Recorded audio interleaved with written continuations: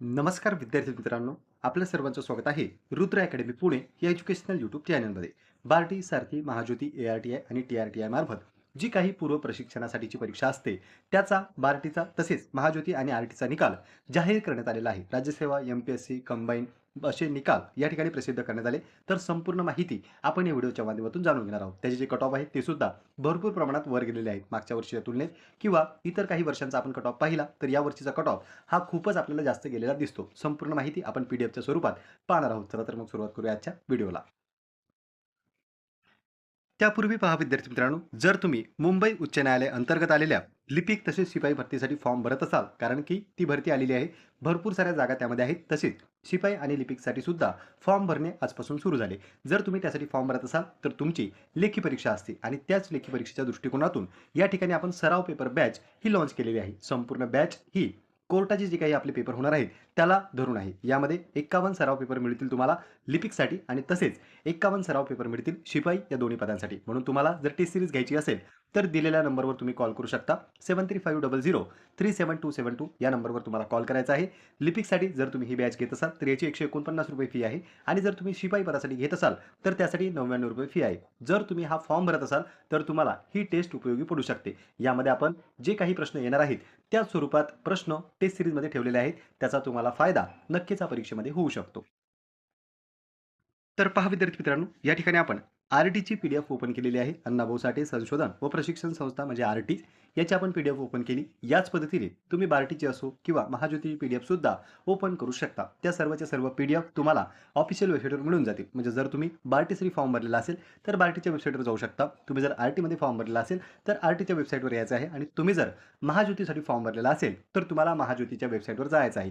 त्या ठिकाणी तुम्ही कोणत्या परीक्षेसाठी फॉर्म भरलाय त्या परीक्षेची PDF डाउनलोड करून त्याचा निकाल तुम्ही पाहू शकता. इथे आता आपण एक PDFची माहिती बघणार आहोत. संपूर्ण PDF आपण या ठिकाणी बघणार नाही आहोत. सर्वच्या सर्व PDF ह्या तुम्ही ऑफिशियल वेबसाईटवर जाऊन डाउनलोड करू शकता किंवा जे काही आपलं टेलिग्रामचं चॅनल आहे त्यावर सुद्धा उपलब्ध आहे. त्याची लिंक तुम्हाला डिस्क्रिप्शन बॉक्समध्ये मिळून जाईल.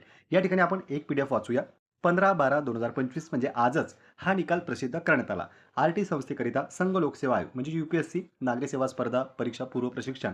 जर तुम्ही स्टाफसाठी भरलेला असेल तर या ठिकाणी SSC असणार आहे. जर तुम्ही MPSCसाठी भरलेला असेल तर या ठिकाणी MPSC सुद्धा त्या नोटीसमध्ये दिलेला आहे. पूर्व प्रशिक्षण कार्यक्रम सामायिक प्रवेश परीक्षा 2025-26 तात्पुरती गुणवत्ता निवड व प्रतीक्षा यादी म्हणजे तात्पुरती गुणवत्ता किंवा निवड यादी सुद्धा लागलेली आहे. तसेच प्रतीक्षा यादी सुद्धा त्यांनी लावलेली आहे. पण ही जी यादी लागलेली आहे ही तात्पुरत्या स्वरूपाची आहे. फायनल लिस्ट नाही. फायनल लिस्ट तुमची डॉक्युमेंट व्हेरिफिकेशन झाल्याच्या नंतर लागणार आहे. म्हणून DV हे अत्यंत महत्त्वाचं आहे. तुमचं जर नाव या लिस्टमध्ये असेल तर नक्कीच तुम्ही तुमचे कागदपत्रे तयार ठेवा. DV झाल्याच्या नंतरच फायनल सिलेक्शन लिस्ट लागणार आहे. यामध्ये आपण डिटेलमध्ये जर पाहिलं तर संघ लोकसेवा आयोग UPSC नागरी सेवा स्पर्धा परीक्षांकरिता परीक्षा पूर्व प्रशिक्षण कार्यक्रम 2025-26 राबवण्याकरिता 100 प्रशिक्षणार्थी विद्यार्थ्यांची निवड करण्याकरिता म्हणजे आरटीमध्ये किती विद्यार्थी घेतले जात आहेत तर 100 विद्यार्थी या ठिकाणी UPSCच्या पेपरसाठी घेतले जात आहे. अशाच पद्धतीने तुम्ही ज्या संस्थेमध्ये फॉर्म भरलेला असेल त्या संस्थेमध्ये त्या परीक्षेसाठी किती विद्यार्थी घेतल्या जातात याची माहिती तुम्हाला पहिल्याच पेजवर त्यांनी दिली. या दरम्यान काय झालं, 14/9 तसेच 30/9 रोजी सामायिक चाळणी परीक्षा म्हणजे CET घेण्यात आलेल्या होत्या. त्यानुसार विद्यार्थ्यांना प्राप्त गुण आरक्षणानुसार तात्पुरती निवड यादी व प्रतीक्षा यादी प्रसिद्ध करण्यात येत आहे. सदर निवड यादी तात्पुरत्या स्वरूपातील असून मूळ कागदपत्रे पडताळणी झाल्याच्या नंतरच विद्यार्थ्याची निवड अंतिम करण्यात येईल. आरटी मुंबई मार्फत खालीलप्रमाणे राबवण्यात येत आहे. तर आता पहा, प्रशिक्षणार्थी किती घेतले जात आहे. UPSC नागरी सेवा जर तुम्ही दिल्लीमध्ये या ठिकाणी ट्राय करत असाल तर 50 विद्यार्थी तिथे घेतलेले आहेत. तसेच महाराष्ट्रामध्ये राहून जर तुम्ही प्रशिक्षण घेत असाल तर 50 विद्यार्थ्यांची निवड ही महाराष्ट्रासाठी करण्यात आलेली आहे. हे आहे तुमच्या निवडीचा रेशो. म्हणजे 50 विद्यार्थी दिल्लीसाठी घेतले जात आहेत. तसेच 50 विद्यार्थी जे आहेत ते महाराष्ट्रासाठी सुद्धा घेतल्या जात आहे. जनरल मेरिट लिस्ट सुरुवातीला त्यांनी डिक्लेअर केली. या ठिकाणी तुम्ही पाहू शकता पर्सेंटाईल जे आहे ते भरपूर प्रमाणात आपल्याला दिसतं. टॉपर कॅन्डिडेट हा तर 99 वरच आहे. इतर भरतीचा जरी तुम्ही पाहिला तरी देखील जनरलचा कॅन्डिडेट आपल्याला 99 मार्क्सच घेताना दिसतो. जशी जशी तुम्ही लिस्ट खाली स्क्रोल करत जाता या ठिकाणी पहा, एकूण जनरल मेरिट लिस्टमध्ये 64 विद्यार्थ्यांचा समावेश आहे आणि इथे 64व्या क्रमांकाचा जो काही जनरल मेरिट लिस्टचा विद्यार्थी आहे तो या ठिकाणी 91 पर्सेंटाईल घेऊन आहे. म्हणजे 90च्या वरच आपल्याला जनरल मेरिट लिस्टचे कॅन्डिडेट या ठिकाणी दिसत आहे. नंतर फिमेलची जर तुम्ही लिस्ट पाहिली तर 89 टॉपर आपल्याला कॅन्डिडेट दिसतोय. त्यानंतर सर्वात खाली जर तुम्ही आले तर 30 फिमेल त्यांनी घेतल्या आहे, मेरिट लिस्टमध्ये लावलेले आहेत. तसेच सर्वात 30व्या क्रमांकाची जर फिमेल आपण पाहिली तर 76 आहेत UPSCसाठी. नंतर पहा डिसेबल मेरिट लिस्ट आहे, म्हणजे दिव्यांग आहेत, नंतर ऑर्फन आहेत. अशा पद्धतीने इतर कॅटेगरीच्या सुद्धा यामध्ये लावण्यात आलेल्या आहेत. आता हा RTचा निकाल आहे, त्यामुळे कॅटेगरीचा प्रश्नच नाही. फक्त 4 प्रकारच्या लिस्ट आपल्याला आतापर्यंत दिसतात. एक म्हणजे जनरल मेरिट लिस्ट, त्यानंतर फिमेलची लिस्ट, त्यानंतर दिव्यांगची लिस्ट आणि त्यानंतर ऑर्फनची लिस्ट लावण्यात आलेली आहे. अशाच पद्धतीने इतर संस्थेने सुद्धा त्यांची मेरिट लिस्ट जाहीर केली.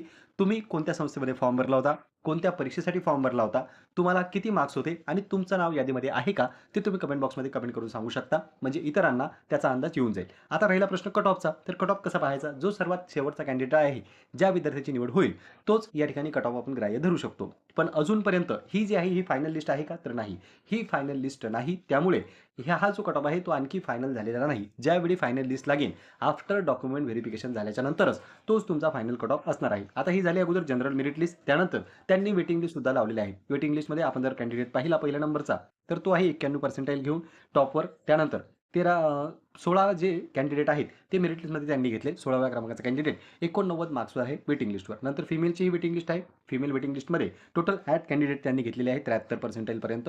नंतर डिसेबलची वेटिंग लिस्ट पहा 46 आहे. आणि नंतर ऑर्फनची वेटिंग लिस्ट जर आपण पाहिली तर ती 49% या ठिकाणी आपल्याला दिसते. बऱ्याचदा वेटिंग लिस्ट सुद्धा क्लिअर होत असतात, कारण की डॉक्युमेंट व्हेरिफिकेशनमध्ये काही विद्यार्थी त्या ठिकाणी अब्सेंट राहतात, म्हणजे प्रेझेंट राहत नाही. तसेच डॉक्युमेंट व्हेरिफिकेशनमध्ये काही अडचणी सुद्धा येऊ शकतात आणि काही विद्यार्थी जे आहेत ते स्वतःहून त्या ठिकाणी जात नाही. एखाद्या विद्यार्थ्याला जर इकडे जॉईनिंग वगैरे आलेली असेल तर तो त्या ठिकाणी जॉईन होत असतो. म्हणूनच जर तो गव्हर्नमेंटमध्ये जॉईन झालेला असेल तर तो सुद्धा या ठिकाणी आपल्याला DVसाठी गेलेला दिसत नाही, किंवा DV झाल्याच्या नंतरही बरेच विद्यार्थी त्या ठिकाणी प्रेझेंट राहत नाही. अशा पद्धतीने वेटिंग लिस्ट आपल्याला वारंवार क्लिअर होताना दिसतात. लास्ट टाइम सुद्धा बऱ्याच वेटिंग लिस्ट या क्लिअर झालेल्या होत्या.